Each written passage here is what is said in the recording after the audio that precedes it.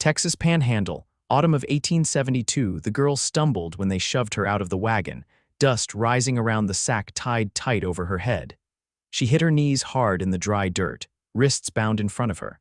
Somewhere nearby, a man's voice barked a price. There were 4 of them, lean and mean bounty types who smelled of sweat and rot and something worse. Take her or leave her. She ain't said a word since we picked her up. We ain't got all day. Wesley Marris sat still on the back of his Appaloosa under the wide, quiet sun. He looked at the girl kneeling in the dirt. She was small, her shoulders hunched up like she expected to be kicked again. He swung off his horse without a word, reached into his saddlebag, pulled out a leather pouch. You get your money. Then you ride out and you never show your faces in this county again. The lead man snorted. She yours now, cowboy. Wesley stepped forward and knelt. He saw her flinch before he even touched her. His fingers worked quick at the knots. The sack came loose and he lifted it gently off her head. The girl blinked hard against the light. Her lip was split. One cheek was bruised purple. She looked barely more than 20. Her dark hair was matted behind her ears and her eyes were hollow with fear. You're safe with me, Wesley said. For a long moment, she just stared at him. Then her lips trembled. One tear rolled down her cheek.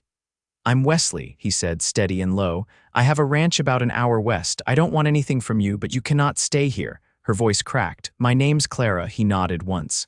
Clara. I'll cut your hands free now. She didn't flinch when he did. Not this time. The ride back to the ranch was silent, save for the rustle of prairie grass and the soft creak of leather. Clara sat in front of him on the saddle, stiff as a board, arms curled in.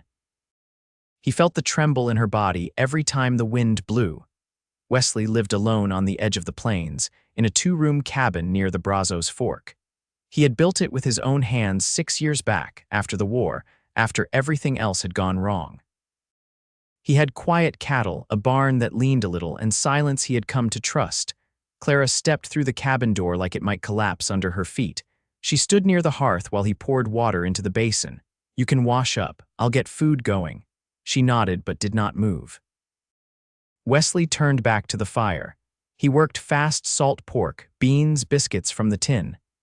He did not look at her again until the food was hot and the light outside faded to gold. When he turned, she had washed. Her face was clean now, though the bruises stood out sharper. She wore one of his shirts, sleeves rolled up, and her hair was damp from the water. He set a plate on the table. Eat all you want. She sat, but her eyes stayed on him. Why did you buy me? I did not buy you, he said. I paid those men to leave you alone. Her jaw worked like she was holding back more words than she could say. She picked up the fork. Later, when the fire had burned low and the night turned cold, Wesley laid out a bedroll by the hearth. I will sleep here, he said. You take the bed. She stood by the doorway, arms wrapped around herself. You do not have to pretend. I am not pretending. Her eyes filled again. They took me from a train in Kansas. I was going to visit my cousin in Colorado. They said they would ransom me. Then they stopped talking and started, hurting. Wesley's throat felt thick. I am sorry. I thought I would die in that wagon. You will not, he said. Not here. She looked at him, long and searching. You are not like them. I do not want to be, she hesitated. I do not know if I still know how to trust. You do not need to, not yet. Just rest. She stood still a long while, then she nodded, walked past him into the bedroom and shut the door. He sat back on the floor, listening to the wind outside. He did not sleep for a long time. The next morning, she was already outside when he stepped onto the porch. She had taken one of his coats from the hook and was curled up on the bench, watching the sun rise. He brought her coffee and she took it with both hands. I can help, she said. With the horses. Or the garden. You do not need to, he said. I want to. She worked beside him that day and the next. She moved slow at first, still unsure, but her hands grew steadier with each task. She learned how to gather eggs, how to brush down the gelding, how to mend a fence. At night, they sat by the fire with quiet between them that was never heavy. Sometimes she asked about the land. Sometimes she asked about him. He told her what he could. That he had fought in the war and lost too many friends, that his parents had died of fever back in Missouri. That he came out here after because he did not know where else to go. She listened. Always. One night, she said, I used to sing. Before. And then she sang a little song in a voice rough with memory, and he listened with his heart in his throat. By the second week, she laughed. Just once when the milk goat knocked him over. But it was real and full, and he would have done anything to hear it again. He started fixing up the spare room in the barn.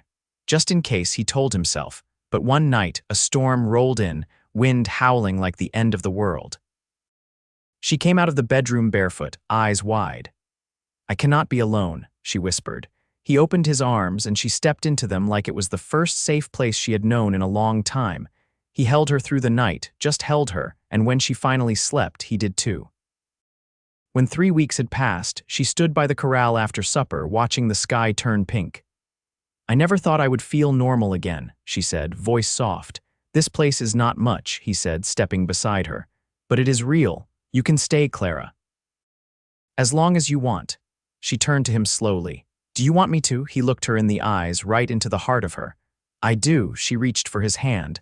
"Then I will." He held it tight, and neither of them let go. The morning Clara stitched the hem of her coat by the barn, a pair of riders came up the ridge. Wesley saw them before she did two men, both strangers, their horses trailing dust. He came out from the lean-to, his rifle held easy but visible. Clara stood without asking, caught the tension in his shoulders. The older rider raised a hand. "We're not here for trouble," he said. "Looking for a place to water and rest the mounts for a bit." Wesley nodded once. "There's a stream behind the bluff. You can water there. No need to come closer." The men didn't argue, but they lingered longer than they needed to, glancing back over their shoulders as they led their horses away. Clara waited until they were out of earshot. "Do you know them?" "No," Wesley said. "But they were looking for someone." She folded the coat over her lap. "You think they recognized me? I don't know, but I'll ride into town tomorrow, see if there's talk. You stay here." That night, neither of them slept much. Clara sat near the hearth with a book from the old trunk he kept under the window. Wesley carved a strip of hickory into a new axe handle. The wind outside carried the scent of mesquite. She didn't speak until the fire had gone low. "Will you tell me what you did in the war?" He didn't answer right away. He set the knife down and rubbed his thumb over the unfinished wood. "I was with the 4th Missouri," he said. "Infantry. We marched through Georgia. I saw good men turn to ash and bad men made officers. I came back with my lungs in both legs. That's more than some. Did you ever want to go home?" "I did," he said. But home was gone. She didn't ask more. She just reached out and touched his hand. In town the next day, the general store was quiet, dust thick on the floorboards. Wesley spoke with the owner, a man he'd known since the cabin was still missing its roof. No word of any missing girl, no new posters, no marshals passing through. But there was talk of a rancher north of the Canadian River who'd been caught trading in flesh, swearing he'd sold the last of his stock to a pair of bounty drifters headed south. Wesley bought flour, coffee, and nails. As he turned to leave, the shopkeeper spoke again. "You're keeping to yourself more than usual. That by choice?" Wesley only said, "Some things are worth keeping quiet." Back at the cabin, Clara had split and stacked kindling, and the stew pot was already on the fire. She looked up when he walked in, her eyes searching his face. He shook his head lightly. "No danger, not yet." She stirred the pot slower than needed. "I want to write to my cousin, just to let her know I'm alive." "We can get paper and ink next week," he said. "Mail it from the station in Albany." She nodded and set the wooden spoon aside. "Do you think she'll still want me?" He didn't answer right away. "What happened to you doesn't change who you are." Her voice dropped. "I don't even know who that is anymore." "You don't have to know yet," he said. "You're allowed to begin again." The stew bubbled. She turned back to it, and he set the table. Later that week, Wesley caught her in the paddock, her hand resting on the neck of the roan gelding, her eyes closed. She seemed to be listening to something deep and quiet. "You like him?" he asked. She opened her eyes. "He doesn't flinch when I touch him. He was skittish when I got him. Took patience." He leaned on the fence rail. "You've got a calm to you. Animals know when someone's not trying to take from them." She looked over. "Is that what you think I'm doing, taking?" "No," he said. "I think you're learning how to stay." A week passed, and then another. She began to hum in the kitchen, off-key but soft. She mended the curtains without being asked. He noticed the way her hands stopped shaking when she poured coffee, the way she stepped outside even when the wind kicked up dust. And some evenings, when the work was done, she sat with him on the porch, their shoulders not quite touching. One night she said, "I dreamed I was back in that wagon. But when I woke, I smelled bread baking, and I knew I was here." He looked over at her. "This place is yours now, too. I want it to be." He didn't touch her, not yet, but he turned toward her fully. "Then stay." She leaned toward him just slightly and whispered, "I will." The first snow came early that year, dusting the prairie in a thin, cold hush that settled over everything like a hand laid gently on the earth. Clara stood by the barn with her sleeves pushed to her elbows, a hat too large for her head shading her eyes, watching Wesley feed hay to the cattle. She hadn't asked for a coat. She'd mended the one she had with wool from the old trunk and lined it with scraps of muslin she found in the loft. She'd always preferred to fix what was there rather than wish for something new. Wesley looked up and caught her watching. He didn't wave, he just nodded, and that was enough. She came to meet him along the fence line, her boots crunching over frost-stitched grass. "There's a red-tailed hawk nesting in the cottonwood by the creek," she said. "I saw it take a rabbit this morning." "You always notice the quiet things first," he said. "They're the ones that keep me steady." He passed her the last of the hay. She took it without hesitation, hoisting it over the fence with a strength he'd come to admire. "I've been thinking about the winter," he said. "It'll be too hard for you to keep fetching water from the spring once the creek freezes." "I'd like to build a pump well closer to the cabin." She glanced at him. "You say that like it's just a chore, but you're thinking about me." "I'm always thinking about you." She didn't answer right away. Instead, she looked out across the field where the light was starting to thin. Then, with quiet certainty, she reached for his hand. "I want to stay through spring," she said. "And if you'll have me, I want to help plant the summer crops." He turned her hand over in his. "You saying you want to build something here?" "I already started," she said. "Every time I wake up and feel safe, every time I choose to walk outside instead of hiding behind a door, I'm laying a foundation." He looked down at her, the wind tugging her hair loose from the braid she'd tied that morning. "Then I'll build beside you." That night, she brought down a bundle of letters from the shelf above the hearth, old ones, tied with twine, the paper yellowed and soft at the edges. "They're from my father," she said, laying them on the table. "He died when I was 16, just before the war ended. I used to read these whenever I felt lost, but I haven't since everything." Wesley waited. "I want to read them again, but not alone." He pulled out a chair beside her. "Then we'll read them together." She untied the bundle and unfolded the first one, her fingers trembling just slightly. As she read aloud, her voice steadied. He learned her father had been a schoolteacher in Missouri, that he'd written about the price of flour and the weather, and how proud he was that she'd learned to read before most girls her age. When she finished the last letter, she leaned into Wesley's shoulder, and he wrapped an arm around her without saying a word. They stayed that way until the fire burned low. The next morning brought gray skies and the scent of wood smoke in the air.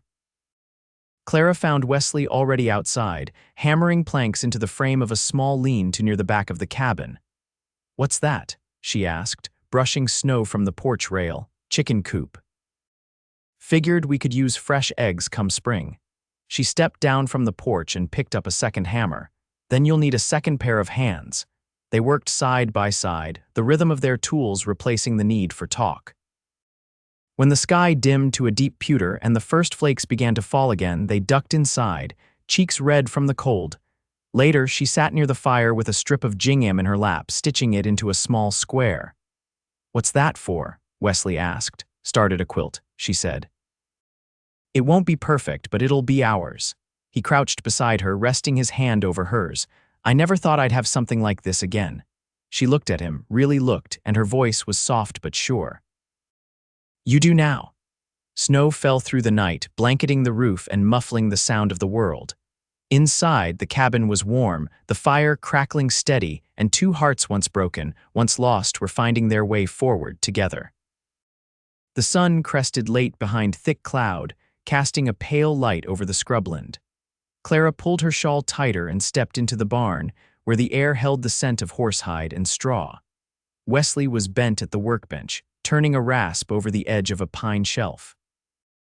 "You always start before the frost melts," she said. I like the quiet before things wake up, he replied without looking up. Fewer decisions to make. Clara crossed the floor and ran her hand over the saddle that hung on the wall. I used to want a horse when I was a girl, not to ride far. Just to feel like I could leave if I wanted. Wesley set the rasp aside. You still want one, she shrugged. Sometimes I dream about teaching a child to ride, showing them the land, the safe parts. He looked up then, a frown caught behind his brow. You think about children, not in the way I used to. It's not a longing anymore, more like something tender I put away for later. He reached for her hand, calloused fingers brushing hers. If that day comes, we'll be ready together. She didn't pull away. I'd like that. The rooster's cry broke the hush outside and Clara turned toward the door. I'll see if the hen's laid again. Wesley watched her step into the light, her figure framed by the barn's wide mouth. He hadn't thought much about the future, not in years. Now it felt close enough to touch. That afternoon, Clara walked to the bluff beyond the creek. She carried a basket lined with burlap, tucked with bread, dried apples, and a strip of smoked venison. She had no reason to go there except that it had become her quiet place, the one she'd claimed without asking. Near the cottonwood, she sat on a flat rock and unwrapped the food. The wind carried the hushed rustle of dry grass and birdsong. She took a bite of bread, then folded her hands in her lap and closed her eyes. After a while, she heard footsteps. She didn't startle. I figured you'd be here, Wesley said behind her. I don't think I belong to the house alone anymore, she said. It doesn't feel right if you're not there too. He sat beside her, slow and careful. I went into Albany this morning, got you the paper and ink. She turned. You didn't say you were going, you were sleeping. I didn't want to wake you. Her gaze softened. You did that just so I could write. I did it because you spoke it like it mattered. Clara opened her basket, pulled out the second hunk of bread and offered it to him. Then I'll write to my cousin tomorrow. Wesley broke the bread in half. I also brought back a coil of barbed wire. Coyote's been nosing near the smokehouse. Do you think they'll keep coming? Winter's thin. Desperate things get bold. She nodded but didn't speak. The wind picked up, pulling at loose strands of her hair. Wesley shifted, a question in his throat. Do you ever think about leaving? I used to think I had to, she said. But that was before I knew what it meant to be safe without hiding. He looked ahead at the horizon. I never imagined building a life with someone again. Not like this. Her fingers brushed against his on the rock between them. And now I can't imagine it without you. They sat there for a long while, the sky shading into the pale blue of late afternoon. When they stood, Clara reached for the basket and tucked her hand into the crook of his arm. Back at the cabin, she lit the oil lamp while he stoked the fire. The warmth inside was close and familiar. He watched her open the inkwell, her brow furrowed as she smoothed the paper with care. You want to say something? She asked without looking up. I'll wait till you're done. She wrote with slow strokes, the scratch of the pen steady. When she finished, she folded the letter and sealed it with wax. I told her I've found a place that holds me kindly, she said. And a man who doesn't ask me to forget who I was. Wesley stepped closer. He brushed her cheek with the back of his hand. I see every part of you, not just what you carry. She rested her forehead against his chest. I want to marry you. Her voice was barely above breath, but it struck him like thunder. He wrapped his arms around her. I was waiting to ask. I didn't want you to think it was because of what you've been through or because we've made a routine of things. I know, she said. That's why I asked first. They stood like that, wrapped in firelight and the slow rhythm of two hearts choosing each other. Outside, the wind quieted. Inside, the world felt whole. The preacher from Fort Griffin arrived on a wind-bitten morning just before thaw. He stepped down from his buckboard with a stiff back and a smile lined with dust, clutching a worn Bible and a parcel wrapped in oilcloth. Wesley met him at the gate, shook his hand, and led him up the path where Clara waited on the porch, her palms tucked into the folds of her skirt to keep warm. She had sewn her dress from calico she found stored in a cedar chest in the loft, the pattern faded but fine. She wore her hair up, pinned with a comb carved from cattle horn. There were no flowers, but she had tied a strip of blue ribbon around her wrist, the same color as the sky that morning, clear, cold, and wide. The preacher stood between them, and with only the wind for witness, He spoke the words that bound Clara and Wesley in front of the land they had worked and healed on together. She looked into Wesley's eyes without trembling. When he placed the ring, a simple band he'd hammered from silver himself, on her finger, her hands were steady. "I will not promise perfection," she said, voice low and sure, "but I promise truth and standing beside you even when the world turns hard." Wesley's gaze didn't waver.